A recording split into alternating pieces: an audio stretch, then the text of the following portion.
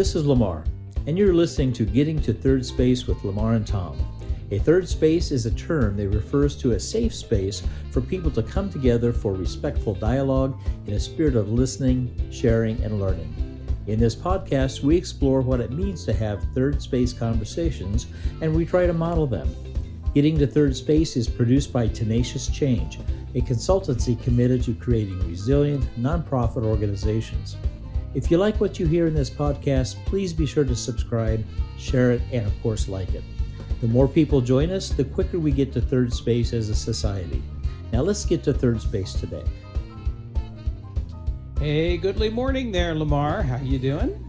Hey, Tom, doing great. Beautiful day here in the middle of Kansas. Well, isn't that a great April Fool for you, huh? Are you an April Fool?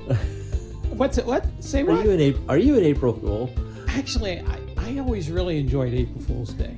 I really did. I always thought it was. I would sit around sometimes for a couple of days thinking about what jokes I could play on people. I guess I like it because it gave me permission to be an all-out brat if I wanted to be.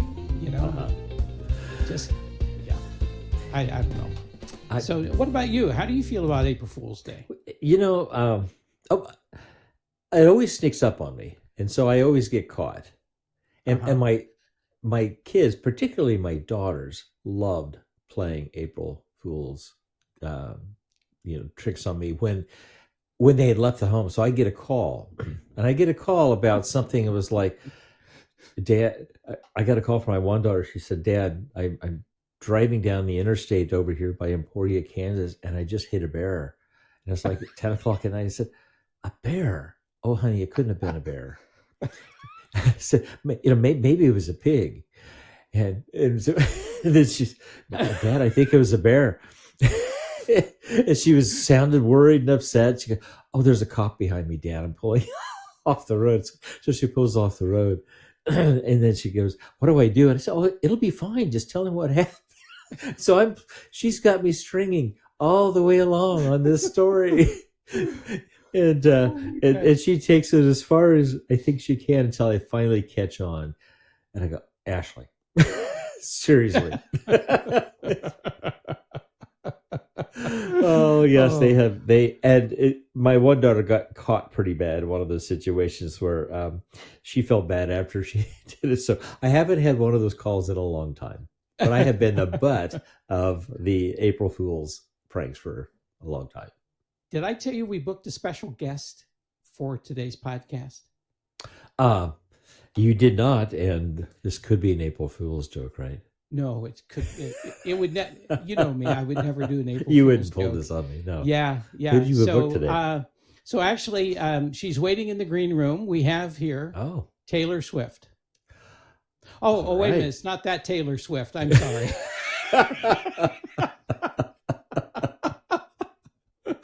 Sorry. So, okay, I'm not going to let her in. Thank you, Tom. Well, okay. I suppose we should be done with April Fool's Day, right? Yeah, that works for me. Well, so we're going to talk about technology and authentic dialogue today. But Lamar, why don't you explain to me again how we got to this place? How do we get to anywhere we're going, Tom? But it was your coffee group again, wasn't it? Well, sort of. So, one of my friends stopped me or came up to me and said, hey, I listened to your podcast, and I can't remember which one it was on, but it had to do with artificial intelligence. Oh, it was one with Ed on artificial intelligence, because you guys, you kind of danced around the topic, but you really didn't hit it. I eventually came back to him the next day and I said, what did you mean?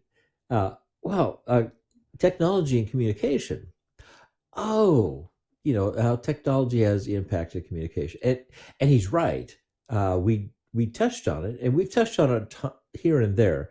But I think as you and I have chatted about this, it warrants, I think, maybe a little bit more reflection, because technology has impacted us significantly over the last many years and will continue to. And I think one of the many things that COVID period did was, one, I think it improved the technology but there was a lot of experimentation by necessity on how to use it. Hmm. And some of it went really well and some of it went really poorly. And Yeah. I think as we're talking about how we communicate and how we work on difficult kinds of things, Hmm. how we communicate about those things and others is tremendously important. So Yeah. that's brought us to kind of this podcast on if we're going to be serious about the spaces and the places and third space, we need to understand how we're communicating. So there we are. There we are. There we are. Well, I think it's a really good topic, and I think it is a good thing that we dig a little bit deeper into it. Yeah. And but I do think maybe there's a couple of concepts that we need to define a little bit as we Sure. begin here. One is the what do we mean by technology? And so what I'm thinking about technology, what I mean by that is really other than simply communicating face to face with one another in the same space. Um, I'm thinking that technology refers to those things that we can use to communicate, converse, or have a dialogue with another person that isn't face to face in the same space. So that is everything from a letter, which at one time was a technology, Right. right? Sure. To a fax, to an email, to social media, to video communication. And we assume in the near future, we'll be able to put on virtual goggles and do Ooh. this virtually, Lamar, right? From your living room and my living room, and Yeah. that's a whole scary kind of concept right there. Well, But and to be honest, this has been the age of technology has been going on for quite some time, right? yes, It seems to have sped up over the last few years, but um, you and I grew up at a time where communication by wire or by telephone was a big deal, um, yeah, yeah, and learning how to use that in a way that worked and many times didn't work. yeah. um, and then the broadcasting kinds of things. Gosh, remember the CB radios, the Oh, yes, oh, that whole craze, but how cool that was. I had a yeah, CB radio with a big old antenna whip on the back of my car. You know, yeah, everyone would pull over thinking I was a cop. I'd just keep going. And so it was uh, but that there was a lot of technology that was being developed very quickly, and yeah, today I thought it was pretty techy, but honestly I feel like I'm so far behind. So much has happened in our lifetime, oh and yeah, I embrace it. I mean, I think that there's so much possibility there. I was in a meeting on over the weekend, um, where there were people present physically in a location. There were people who are all over the country who were zooming into it, and there were conversations that were happening that were really important for all people involved. And I was like, that couldn't have happened, uh, hmm, you know, 15 years ago, right, 20 years ago, oh and yeah, but and so it serves quite a purpose, but there are limitations and there are challenges with it, and we want to talk about what some of those are maybe today. right, right. Thinking about the transition that we've gone through, and you talk about how rapid that is. When my dad was alive, he and my mom visited me when I was living outside of Marshalltown, Iowa.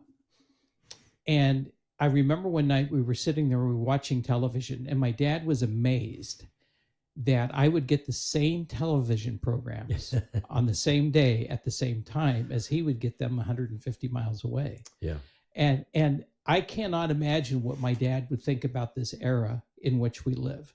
And I've taught courses for my university that I've had students from Malawi, that are signing in synchronously, to the Right. class, and we can engage with one another across the globe, in those kinds of Right. settings. that would just strip my dad's gears. His head would just explode. He wouldn't be able to comprehend that, I think. So I remember my brother and I were talking about this internet that was coming. It runs through pipes, doesn't it? Yeah, it runs through pipes. and he had explored it earlier than I did, and actually, got me connected on how how to do a search using a search engine. And you can call up a store's name, and that store will have something posted that you could see what they actually sell in that store. And I thought, well, how cool is this? It wasn't long after I began to dabble with that I got a invitation to speak at a teachers educators conference in Kansas, and the question was, how will the internet impact our children and our students? And come tell us, you're a psychologist, you ought to know. It's like, oh. Okay. And yeah. But I remember very clearly, and I reached out to a lot of places that I could think of to get some perspective on how this might impact. And I remember very clearly saying, one of the challenges many people see is that it may lead to people being isolated, to people being insulated from society and communicating in ways that they have less responsibility for, and may be able to say things or do things that's harder to hold people accountable for. And the same would be for students, and it may even increase, folks who have difficulty communicating. It may give them a voice in communicating. So these were all hypotheses. I had no idea, but I was pulling together some minds who were kind of speculating, and some of that I think has come about to be the case. But accountability, authenticity, and responsibility are pretty big words related to communicating using technology.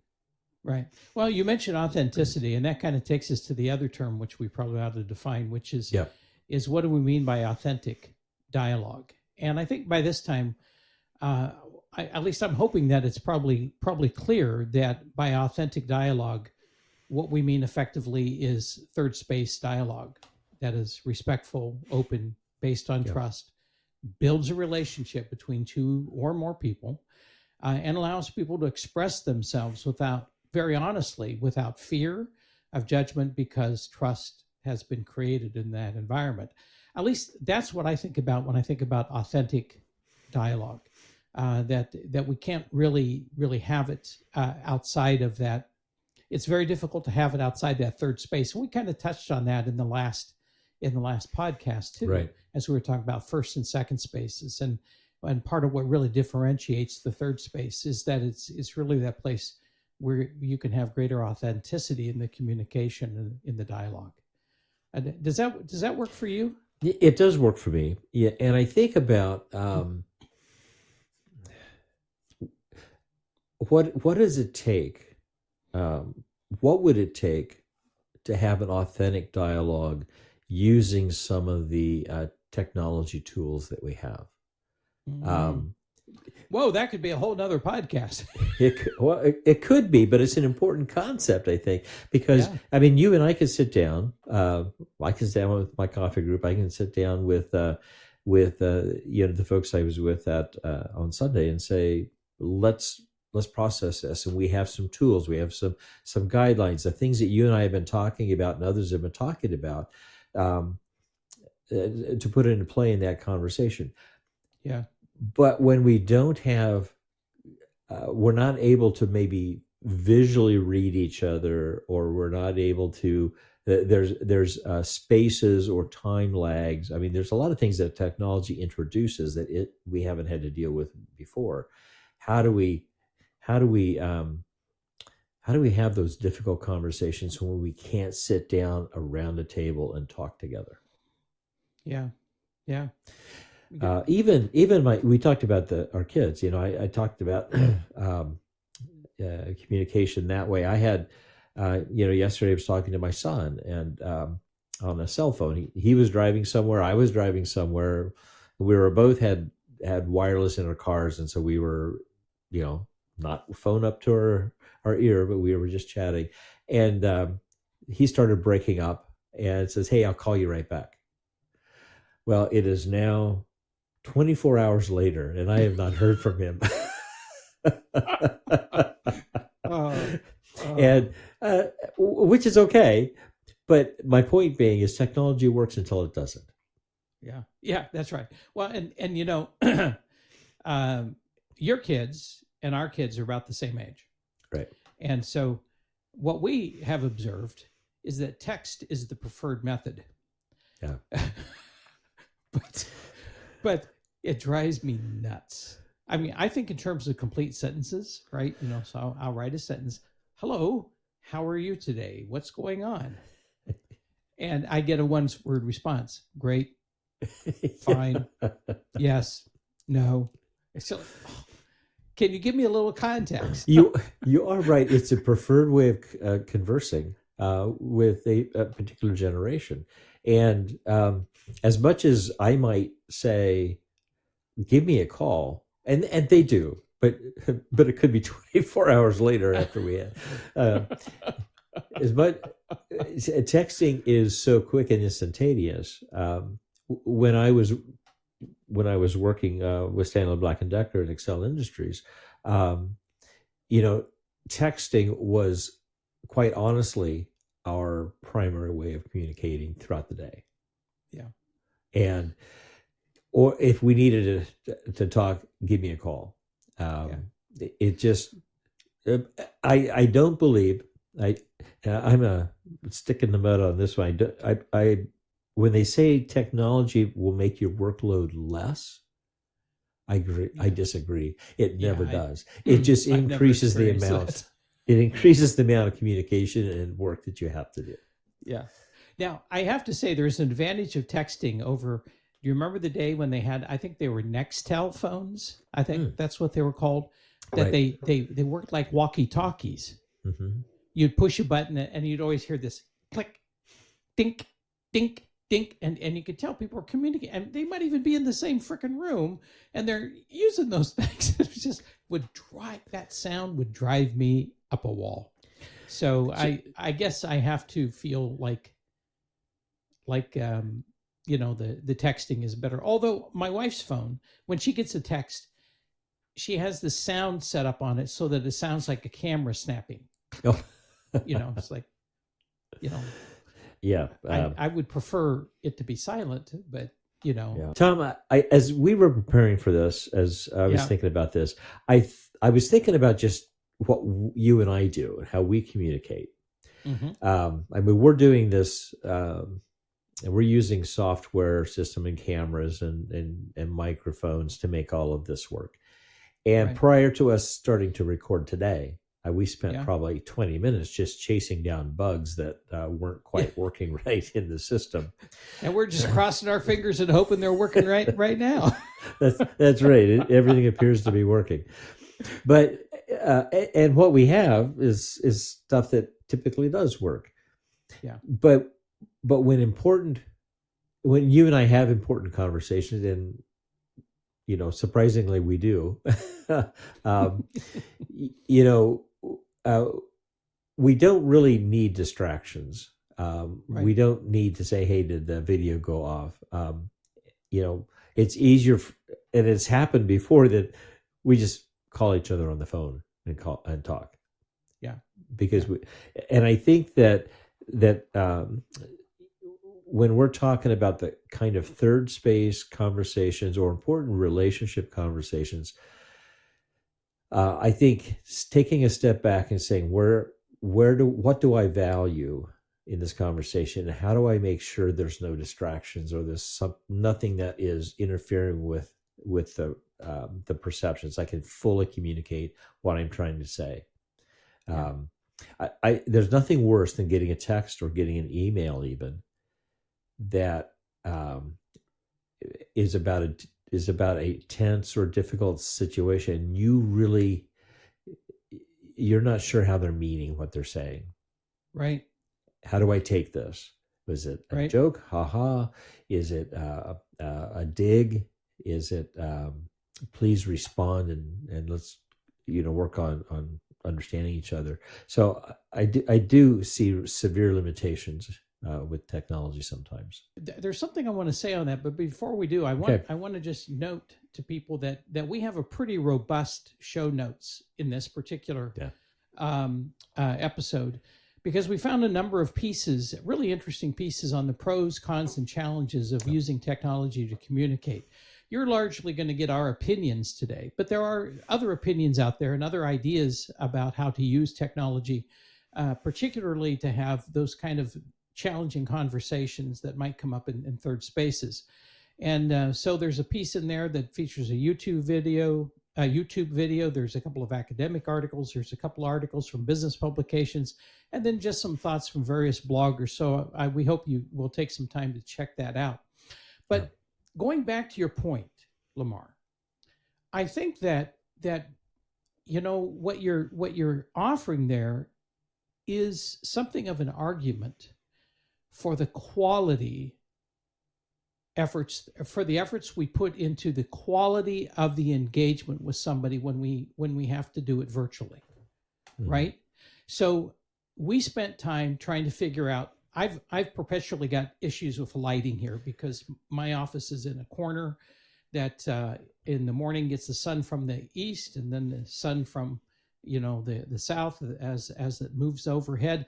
I've always got lighting issues. You have had sound issues a couple of times in the last couple of podcasts. We're working really hard to get that right, to get that set right, because then what allows us to do is not worry about that. We can just have a conversation with one another once those things are set. And I think I've been in situations where I've had, either doing some training or doing some consulting or having conversations with people, that how they have their setup is so annoying that it's very difficult for me to be present and in that moment engage with them. Let me give you an example of that. This actually was a webinar. I do not remember what the webinar was about, because the woman that was doing it, she had her computer set in such a way that I could see her face from about here up, and then I could see her ceiling, and you're going to love this, which had a light and a fan that was spinning. And it was annoying and irritating. I mean, there was the flashing of the light. It was crazy making. And I thought, you're wanting us to take you seriously in this webinar. Yeah. And we're having a really hard time just staying focused. At least I am. And so I think that there is something to be said for when we're wanting to engage with somebody in a dialogue that is a third space kind of dialogue that has this sense of authenticity to it. We do well to give attention to, how do we look on the camera? How well can they hear us? Are we breaking up? Are they breaking up? Is there a possibility that I'm not going to understand clearly what that person is saying, or they're not going to understand what I'm saying? I think it behooves us to really give some attention to that quality of communication. And for that reason, maybe we don't want to do it on a Bluetooth earpiece. Right. Maybe we don't want to do it on a handheld phone, in which maybe we sometimes lose our connection. Maybe we need to be more thoughtful about how we actually stage the conversation. We're not trying to stage it to make it appear phony, but rather we're trying to stage it in a way so that it's easy and comfortable and allows us to be present in that moment. Does that make sense? It does. I'm going to go back to family conversations again with my my wife and I and our children. There are times, it doesn't happen very often, but there are times we want to communicate something very clearly to everyone at the same time. Maybe it was plans that we're making, or maybe maybe it's information that's difficult that we want to make sure everyone knows.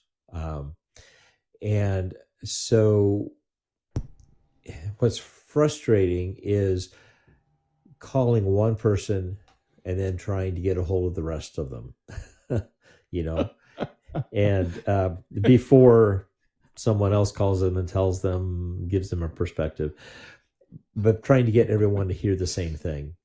Technology is great for that, doing group conversations. Right. And but I find making those connections as simply as possible is really important. So phone group is pretty easy and works pretty well, but Yeah. just or even a I have a Zoom account using something like that, that particularly over COVID, that technology has really been developed and works pretty well most of the time. Yeah. And so I think remembering that if we need to use technology, we want to keep it as simple as possible. And if depending on the level of importance, making sure that we use it in a way that everyone gets the same information. That's what's been important to me. I think that what's more frustrating when I'm in a group setting are people who are not engaged in a respectful way, or don't understand the technology and it's distracting, and I think Zoom, for example, as well as some of the other services, have made it so that if you're the manager of that particular meeting, you can shut people's video and audio off, and you can manage that. You have someone who's a technologist, who's kind of a technician, who's kind of making sure nothing weird happens, but also nothing distracting. But anyway, I find technology works really well if you keep it simple, but the more complex you make, you better have someone who knows what they're doing. And we were talking also as we were preparing for this particular podcast about some of the issues that and observations that we've made around this, and maybe this is a good time for us to kind of pull some of those out and kick them around a little bit. Like one of the things being around the speed of communication. There is a speed of communication that occurs through the use of technology that can be very, very good, and it can also be very, very not good, or another way of saying not very bad, right? So speed can be a good thing. It can be a not so good thing. Back in the days of when we were just mailing things to one another, you sometimes sat on pins and needles if it was one of those kinds of difficult conversations you were having by mail. You'd sit on pins and needles waiting for the response to come back, and then not really sure, what that was going to say. Or the other thing that could happen is that conditions could change from the time you sent the letter to the time that you got a response back, right? So it's but now what do you do? And if you need to apologize, it could take weeks to get all that through. By the time you get more information and have to respond back. I became very, very aware of the speed of conversation several years ago when I was working as a vice president at a small college. We had an aviation department, and one of our airplanes was out in New Mexico, southern Colorado, New Mexico, doing mountain flying, and had an accident and flew into a mountain, and everyone was alive, but there were some serious injuries. So I get this information as a vice president of, at the school right before a basketball game, and so I go to the basketball game, and the academic dean is there as well, and we're talking about we need to make an announcement about this. How do we do that? And so we put together an announcement to the whole, because it was a packed house that night. Put together an announcement, And I walked outside after that announcement because everyone left the gymnasium and it was dark out. I looked across campus and there were hundreds of lights all over campus. And it dawned on me everyone was on their cell phone. That information that we had just shared went all over the world within just seconds, minutes perhaps. And it's like, that's what I really understood how quickly information is going to travel, whether it's accurate, whether it's not accurate, whether it's been changed, whatever it might be, whether you wish you would have not put that information, it's gone. You no Right. longer have control over it. And it's almost instantaneous. That's the way it is. If you're going to write an email, assume that it's going to be out of your control once you send it.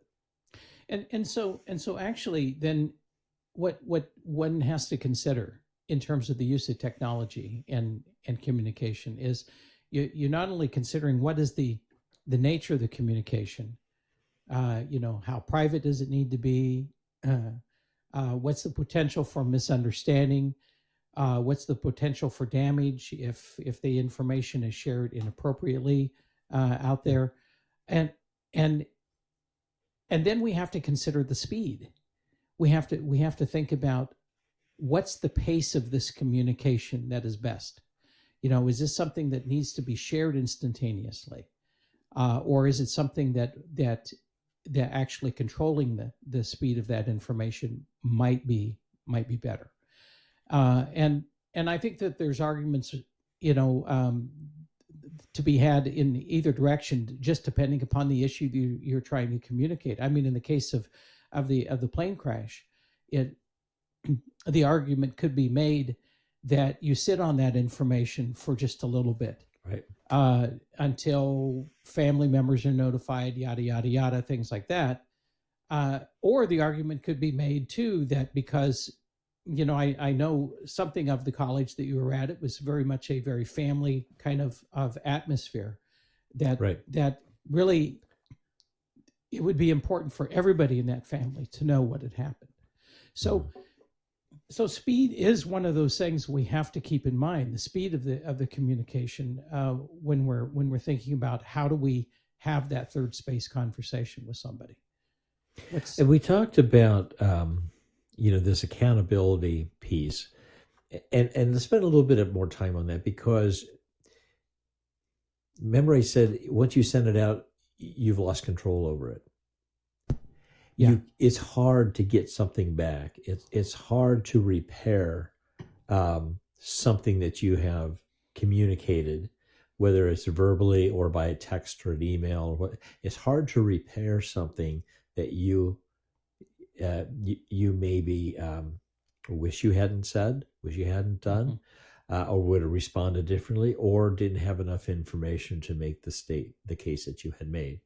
And in our third space conversations, that is so important that we're careful how we respond and the things that we say. Yeah. Well, what's the axiom? I don't know if it's an axiom exactly, but this concept that you can't unsay some things. Right. And I know that better than most people because I have a gift for saying things that I probably shouldn't say that are really better off staying in my head or just, staying somewhere else. But we really can't unsay some things that we put out there. And then we face the real question of, are we willing to take responsibility for that? Are we willing to step up and say, I screwed up. I said something I shouldn't have said. I take responsibility for it. I'm willing to do what I need to do to make it right, to fix it, to make sure it doesn't happen again. That's tough. That's really tough. And we don't do a lot of political stuff here, and I don't want to get into a lot of that stuff. But if you take a look at just how politics in the country has been functioning on information sharing, the texts and the tweets, and if I can't share on this, I'll make my own tweet system, and and finding ways to communicate the lack of responsibility. Yeah. I think is probably the most apparent in a realm like that I've ever seen.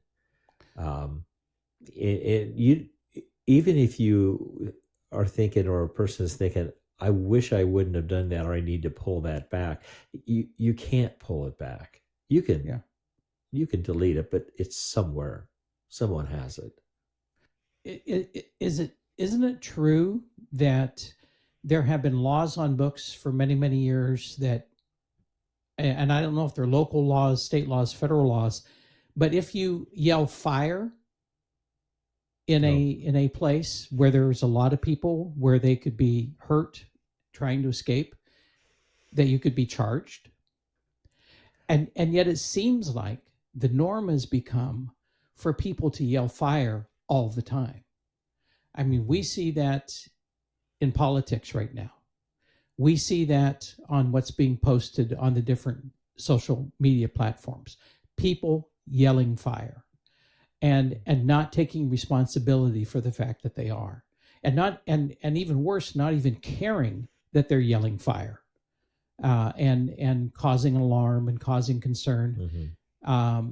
And it seems like the more outrageous and false the idea, the louder you're going to yell fire. And I find that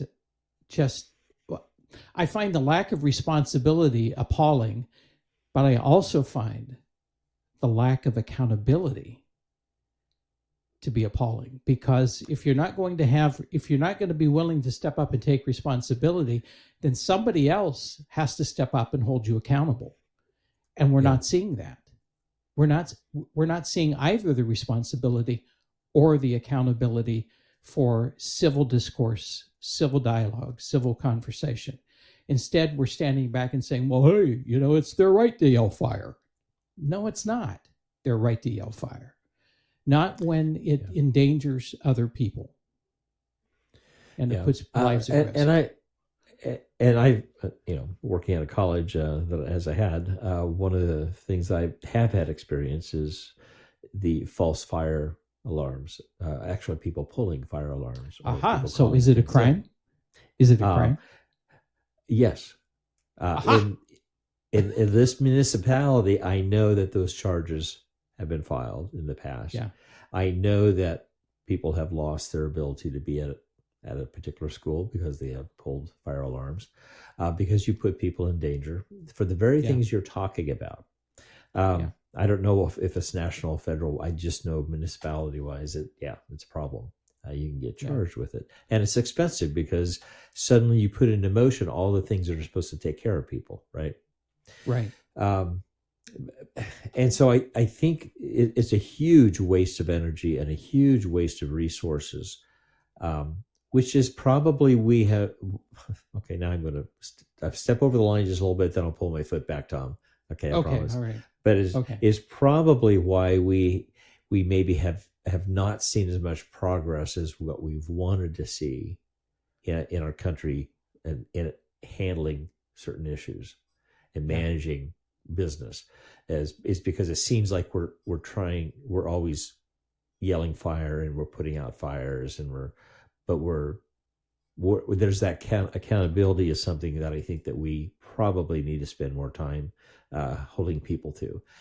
But it's really hard to hold people accountable. And speaking of accountability, we have time that you and I are working with here. And we probably ought to think about, how do we pull these ideas that we've been talking about together to say, how do you put a period behind this conversation? This is the tough one, because there's so many pieces to it. Yeah, there are. There's a lot of pieces to it. And well, do you have any thoughts on how you want to put a period to it while I think about how I want to put a period to it? Sure. Well, so I love technology. I find it fascinating. But I think that I need to remind myself, and I would encourage others, that The most important thing is the conversation. The most important thing is the relationship. The most important thing is kind of the work that's getting done.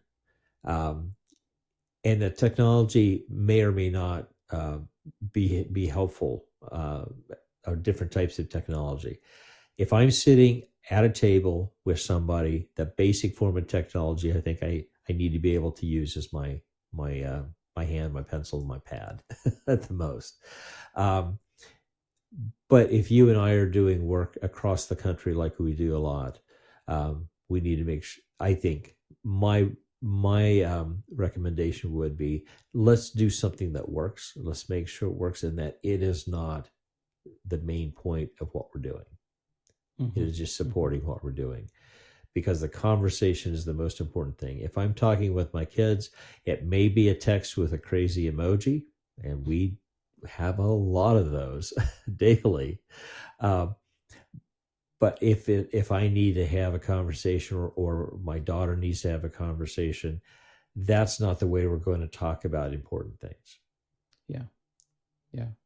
And you know what? I think that's a great period to put on this conversation. The only thing that I would add to that is kind of an and, Okay. and the and is that we understand that if we make that the relationship primary, and the creation and maintenance of that relationship primary, the mode really becomes less important, because as we've discovered, that even through Zoom or Google Meet or Microsoft Teams or any of these other kinds of platforms that exist out there for people to connect, over time, you can really connect and build relationship with somebody. Yes, you can. But it does take time, and it takes more time than just simply being able to walk into a cafe and sit down with people and have a cup of coffee with them and chat away. But it's entirely possible to do that with technology if we are wise in how we use it. I don't, we were just talking about the yelling fire constantly on social media, right? That's not how we build relationship. That's not how we build connection. That's not how we use technology in a way that is really about creating the kind of space that we're talking about on this podcast. It doesn't build third space. Well, this has been an interesting conversation for us to have. I'm hoping that it's useful for others, and I'm really interested to hear what our listeners are thinking about technology, because we've all had experiences. Some have been good, some have been hilarious, and some have been disastrous. Yeah. But I would be very interested to hear from our listeners kind of how technology impacts their communication, their relationships, and particularly dealing with difficult kinds of conversations that many of us are in. So we haven't really talked about this in a little while, though, Lamar, and that is Okay. we expressed some interest in setting up a King Prawn account Yes. for getting to third space, and that's something that we haven't forgotten. And King Prawn is a technology that allows you to actually build relationship with people through technology. We're going to invite you to participate in King Prawn third space conversations. So watch for details on that. It's coming eventually. And I'm looking forward to that. And as always, I mentioned we want to hear from our listeners about this, but we want to hear about other ideas and conversations you might be having as well. As we've said before, there are a couple of different ways that you can connect with us. And, obviously, if you know us personally, there's ways to do that. But you could do this by leaving a voice message on Spotify, which bases this podcast. And we have emails. You can send us emails to mine is lamar.thirdspace@gmail.com, and Tom's is tom.thirdspace@gmail.com. Remembering the third space is spelled with the numeral 3 to make it a little bit easier. And we check that regularly. So look forward to hearing. Well, that's from how you. we communicate when we're not. That's how we actually send communicate. emails back and forth, right, to each other. So. No, All right. Well, hey, I'm sorry about Taylor Swift. It turns out the person's name was Taylor Swiffer, and I misunderstood that, and so sorry. I'm sure Taylor Swiffer has a really interesting story, but probably not for today. So. okay, next time maybe. Okay. All right. Well, until next time, have a great week, Lamar. Hey, take care, Tom. Bye. All right. Bye-bye. Lamar here. Thank you for listening to Getting to Third Space with Lamar and Tom. Remember to click on subscribe to get notices about new episodes, and be sure to like and share the podcast as well. Opinions and ideas expressed in this podcast are solely those of Lamar Roth and Tom Klaus. And we'd like to hear your opinions and ideas too. You can leave us a voice message on Spotify, or you can email us at the addresses found in the show notes. Also, in the show notes, you will find links to some of the things we talk about today, so you can check them out for yourself. Until next time, keep moving forward towards third space.